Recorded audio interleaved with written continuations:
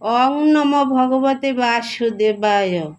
শ্রীমদ্ ভগবদ্ গীতার ৬ষ্ঠ অধ্যায় ধ্যান যোগ। আজকে আমি ১১ এবং ১২ এই দুইটি শ্লোক পাঠ করব।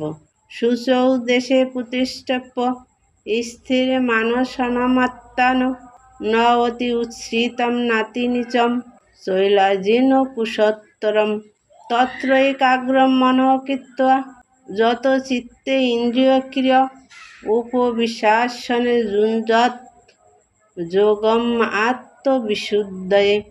অনুবাদ: যোগ অভ্যাসের নিয়ম এই যে কুশাসনের উপর মৃগ চর্মের আসন, তার উপরে বস্ত্রাসন রেখে অত্যন্ত উঁচু বা অত্যন্ত নিচু না করে সেই আসন পবিত্র স্থানে স্থাপন করে তাতে আসীন হবেন।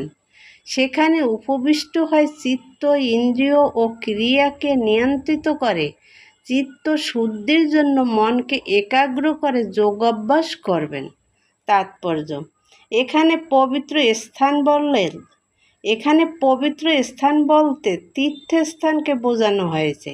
ভারতবর্ষে প্রায় সমস্ত যোগী ও ভক্ত গৃহ ত্যাগ করে মথুরা, বৃন্দাবন, ঋষিকেশ, হরিদ্বার আদি স্থাপনে অথবা গঙ্গা, যমুনার তীরবর্তী কোনো নির্জন স্থানে বসবাস করে যোগ অনুশীলন করেন। কিন্তু আধুনিক যুগের অধিকাংশ মানুষের পক্ষে এই ধরনের সাধনা করা সম্ভব নয়।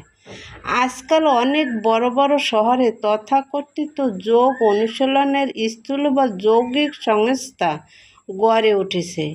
এই সমস্ত সংস্থাগুলি টাকা উপার্জনের একটি ভালো ব্যবসা হতে পারে, কিন্তু যথার্থ যোগ সাধনার জন্য এগুলি সম্পূর্ণ অনুপযুক্ত।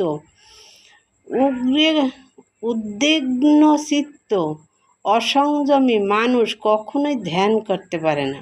তাই নারদীয় পুরাণে বলা হয়েছে যে বর্তমান কলিযুগে মানুষ যখন অল্পায়ু পরমার্থ সাধনে অপটু এবং সর্বদাই নানা রকম উপদ্রবের দ্বারা উৎকণ্ঠিত, তাদের ক্ষেত্রে পরমার্থ সাধনের শ্রেষ্ঠ পন্থা হচ্ছে হরে কৃষ্ণ মহামন্ত্র সংকীর্তন করা। হরের নাম হরের নাম হরের নামৈব কেবলম কালৌ নাস্তব্য নাস্তব্য নাস্তব্য গতিরও অন্যথা। বিবাদ ও শঠতায় পরিপূর্ণ এই কলিযুগে মুক্তি লাভের একমাত্র উপায় হচ্ছে হরে কৃষ্ণ মহামন্ত্র সংকীর্তন করা। এছাড়া আর কোনো গতি নাই, এছাড়া আর কোনো গতি নাই, এছাড়া আর কোনো গতি নাই। জয় গীতা। হরে কৃষ্ণ। রাধে রাধে।